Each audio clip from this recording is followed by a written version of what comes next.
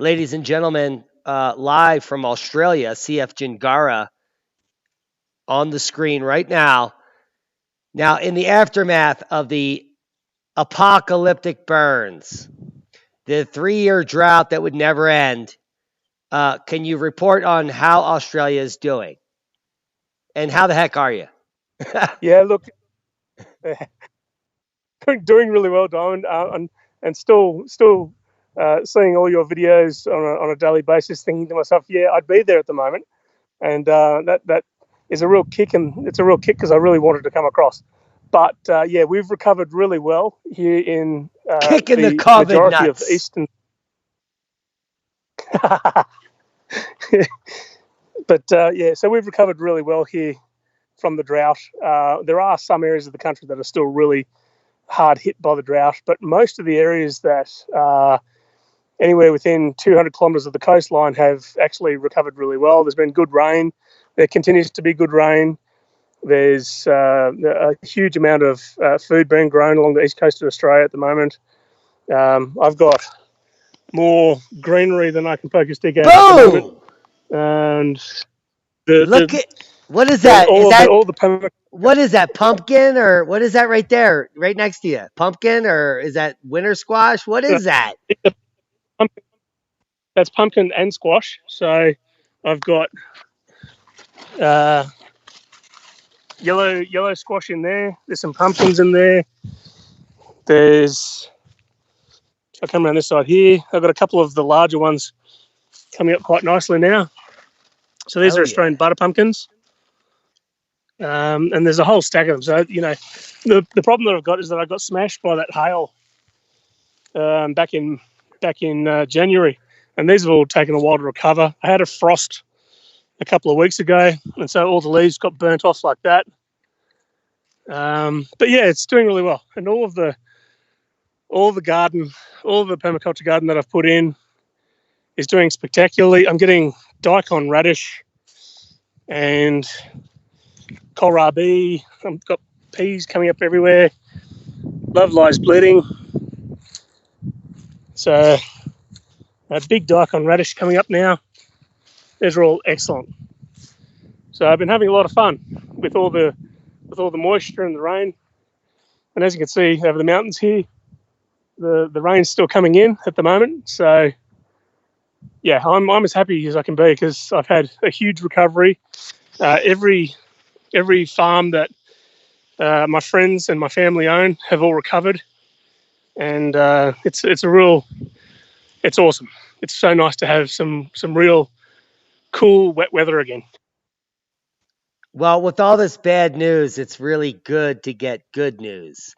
And the good news is that even if you're It in is. the southern hemisphere, you can get growing. And you're looking at the end of the season in what, like 4 weeks, you said? Yeah, 2 to 4 weeks. It really depends. There could be a frost coming on Monday for me, but for the majority of the regions along the coast here, the frosts won't arrive until about the first week of May, and then from then on they progressively get stronger and things really close down very quickly. But we don't get the same sort of cold yet. Yeah. So, in the worst case scenario, you have to harvest a bunch of those young squash, and you can keep them all in a basket, and they'll last Yep, for several weeks, and you'll be eating those well into yep, our summer, which would be your winter. And so that's how most of us homesteaders yeah, want to do it right. Did you have a potato crop this year? I did, and I did a little video on it the other day. I've still got another 50 or 60 plants to dig up in the next 3 to 4 weeks. And plus, I did a patch below the house which had just the potatoes sitting on top of the soil and then sugarcane mulch sitting on the top. And they've done really, really well. I can't wait to pull those ones up. I'm going to do another video on those. But I got 45 kilos, which is about 90 pounds, 100 pounds from the potatoes that I planted earlier in the year. And some of them were that in size. And so they're just phenomenal potatoes. They've done really well considering that they grew during a drought year. Yeah, we're doing multiple different types of potato plantings. We're going to do a Ruth Stout version, which is just in straw and hay, and we're going to do a soil version. So we're going to be comparing that probably in 3 or 4 months.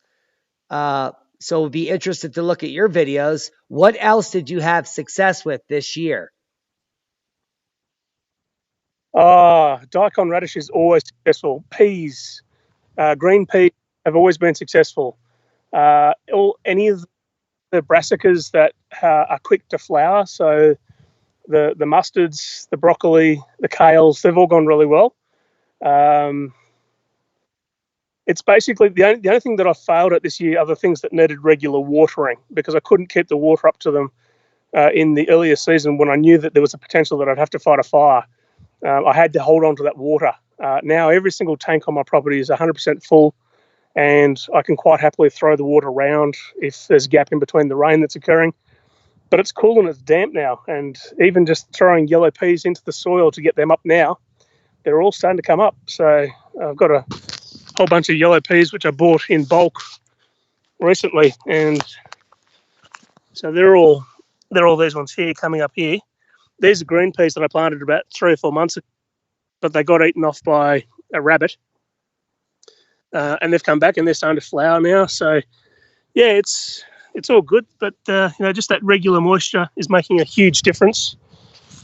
And Well, let's talk about the peas. It really came Even down if to you can't even lose with peas, because even if you're planting like a no, field pea, like a yellow pea, and the rabbits eat it, the roots stay in the ground and they're fixing the nitrogen in the soil for next spring, where you're going to have anything you plant there is going to be successful. And so that's what we're starting to integrate this year. We're taking all of our, let's say, nutrient uh, deficient beds, the ones we grew lettuces and tomatoes and peppers and other things that suck the nutrients out of the soil, we're planting a pea crop, or in fact we're going hard this year on fava beans, because this is a cold weather crop. It grows very high, huge amounts of cut down, lots of greenery, and then you get peas, but the amount of root network and the nitrogen fixing is epic. So I would recommend try to get some fava yeah, beans in there. Not only that, you can store them forever for 10, 20 years. So it's a type of crop you can dry and store forever for use as food in the future. definitely. And we call them broad beans down here in Australia. And I think I've planted about 300 of them in the last week. So looking forward to them coming up. I've got some in the garden that are about maybe 20 centimeters tall already, but most of them are all just tiny little things at the moment. But they are a mainstay for my winter growing, because they will grow in this garden almost year round. Yeah, and they're an amazing flower. It has a pitcher flower that's like white through black, and just a great pollinator for insects in the colder months there's no food around, but you have these plants coming up. Is that what you see? Yeah, yeah. So I've got about 8 or 9 species that will grow here slowly through my winter, and they'll put up with my frosts and the snowfall that I get here. So that's anything in the pea variety will grow very slowly, and I'll get a handful of peas every day. The broad beans will grow continuously through the year, and it keeps the bees in the garden as well. So by having all of these plants flowering on a regular basis through the garden, I'm keeping the bees around my garden even through winter, when we do get those warmer days that get above about 13 or 14 degrees Celsius. The bees will come back out of their nest and they'll go out and they'll quickly forage for pollen whilst they can. And so I keep a lot of lettuce, and so I grow Mizuna lettuce into its full height, and so there's lots of yellow flower occurring on that, and that's also provides a lot of greenery through the winter. Always have beetroots in there. I've got what we call a warrigal green, an Australian native spinach, and that grows pretty much all the way through till about June, and then it just can't handle any more of the frost. But I've probably got 40 or 50 kilos of spinach growing in the garden at the moment, and they just keep coming back by themselves every year. And so you can't, they're almost turning into a weed. Yeah, permaculture is the best way to grow. Now let's go back to you referred to something as Mizuna lettuce, but it's actually a mustard type. Yes, And Mizuna comes in green it leaf is. and a red leaf ruby streak mustard, and that's one of my favorite mustards because it's mild characteristic. You can eat it fresh and it's just amazing the way it grows and the amount of seed is epic. Can you talk about how it grows in It your is. region? Yeah. I'll I'll show you. In fact, it's even easier. Um, so it grows. It grows effectively too well here. I've got to pull it out of the ground on a regular basis because I get too much of it, and it takes over literally everything in the veggie garden very quickly. So you'll see I've got it popping up, and it's the yellow bits in the garden there, and so they're continually popping up. Now this is a garden bed which has got the ruby red streaks, which you can see there, the nice big red leaves. But I've also got the Mizuna, the yellow flowering one at the moment, and yeah, the Now garden's the just crazy. now I've not seen a. the bees love the Mizuna and the yellow flower. I mean, it's literally a bee attractor extraordinaire. It is. It is that between that and arugula, you can't find two better bee attractors at all. It's just it's fantastic. I need to get a hive. I wanted to get a hive here last year, but I couldn't actually because all the bee box owners were taking all the bees away from the fire zone, so nobody was selling any bees, and there were thousands of bee boxes lost. So I think bees will come back Well, we've got commercially arugula. We early got next. we got some amazing rocket arugula. It's about 2 or 3 feet high in the greenhouse. I'm sure you've seen a video. I was in there today. There's Absolutely, hundred bees on it, and it's starting to get infested by aphids. But we're trying to get it to seed out. So we're going to keep that in there because those and it's what's important for the people to learn is that the yellow flowers on the Mizuna mustards and the white and purple flowers on the arugula attract different species of bees. The arugula is attracting correct. my black and white bees, and then the yellow bees come to the mustard. It's weird how that works. How does it work in your region? Well, basically, I've only got one type of European bee here. There's a lot of Italian bees around here at the moment. But I've got about 6 or 7 different species of Australian native bees here, and they go across literally everything. I actually find that I've got some buckwheat in the garden, and they actually like the buckwheat so much that they will fight over the flower. But when it comes down to the yellow mustard flowers, they you can literally see around a little stalk like that. You can see 4 or 5 bees when there's only 4 or 5 flowers. They really go after it. They're not here much at the moment because it is down and getting rainy. But I love this stuff too because it's lovely to eat as well. Oh my God, it's delicious. And we recommend you cutting the flowers, sauteing it with garlic and olive oil, and serving it to your finest guests because it is a rarity. I mean, Oh it's yeah, a delicacy. it is. And there's a slight different flavour to the rest of the entire plant in the flower. It's lovely. Yeah, we have amazing flowers coming up now in the Portuguese collard trees. It's called. I bought these pretty exotic seeds from Portugal, and the collard tree seed is different than the collard green seed, and it has and the way it's flowering is prolific. I'm going to do a video tomorrow. It's just amazing because it's drawing in so many pollinators into the greenhouse. Always a pleasure to talk to you, Giles. What's going on with the wooflu in your area? I mean, and So how can you recommend our viewers to continue growing into the future? all right. So in Australia, we've managed this pretty well.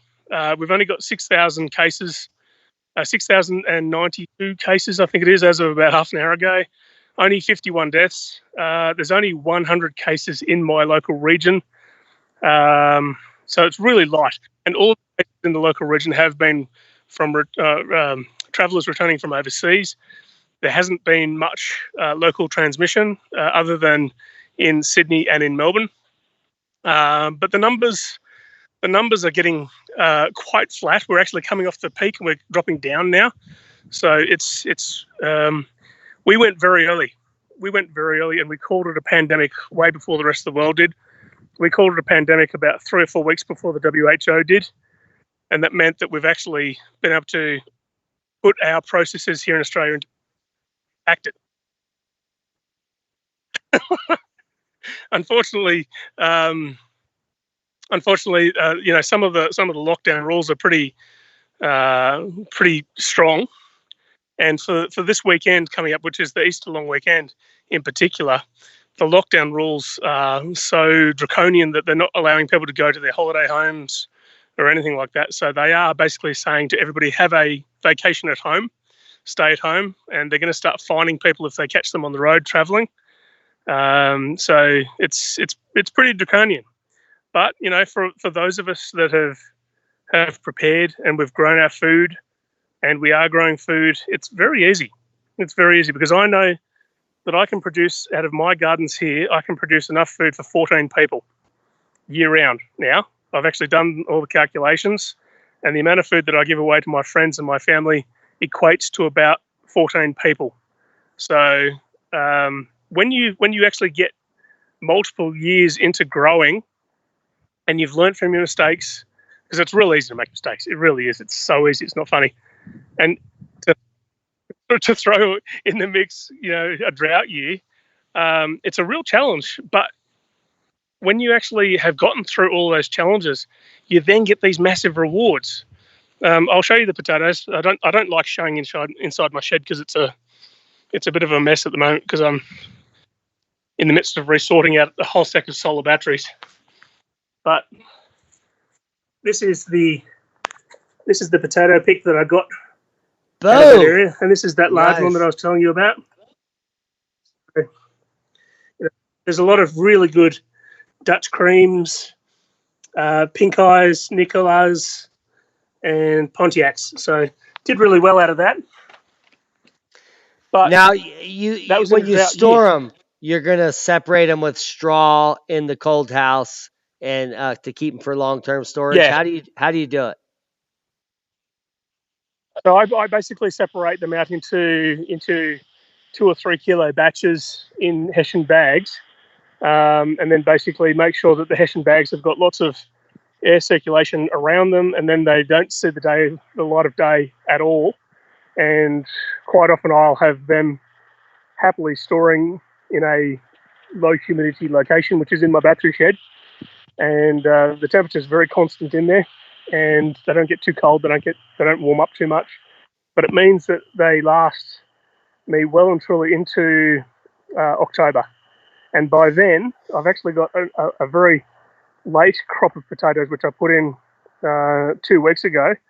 And by then, that crop's now coming out of the ground because I'll get a couple of early shoots coming up in August and September towards the end of winter, and by October I should have some new potatoes coming out of the ground. So I can literally have potatoes on a yearly cycle here coming out of the ground on about 3 to 4 month cycle.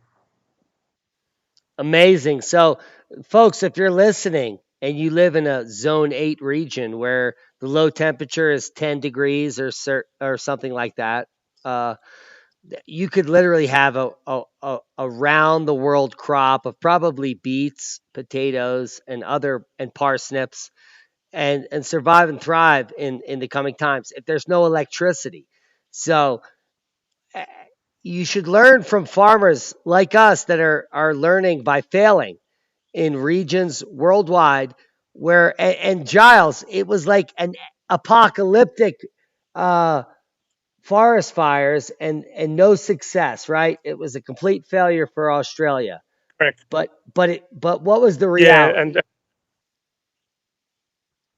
so the reality was that there's been a lot of people who have lost their houses. There are a lot of displaced people still.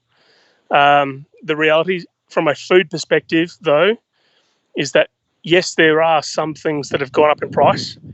We're not short of food here in Australia at all. Like many other parts of the world, there are transport issues occurring because of COVID that are preventing food from getting to its end locations. But there are literally companies coming out of the woodwork at the moment to deal with all that additional produce, to store it for longer, to process it here in the country and not export it. So, we produce 3 times the amount of food that we utilise here in Australia. We grow for 75 million people. We've only got 26 million people. We export the rest overseas. So anyone who comes out and says, "Oh, Australia's in dire straits with food," there may be one or two things we might get low on, but for the most part, all of our vegetables and our grain can easily come from Australia. No problems. Always a pleasure talking to you, Giles, directly from Australia. Where's your location? I'm near Captain's Flat in New South Wales. It's a little old mining town which was formed in the late 1800s. So it's an elevated position. It's about 3,300 feet above sea level. So I do get snowfall here, and I'm about 70 kilometres southeast of Canberra, which is the national capital of the country. Yeah, so keep tabs on Giles. He's doing it right up in the mountains in Australia, Eastern Australia. And you can find him on YouTube at CF Jingara. We're going to have links below. Always a pleasure to have you on the show. Be safe out there. Thank God you and your family are safe. We love you. You should be here at the ranch, but you'll be here soon enough. I know. And I look forward to that very much, mate. I really do. Be safe, mate. We love you. Love you too, mate. Cheers.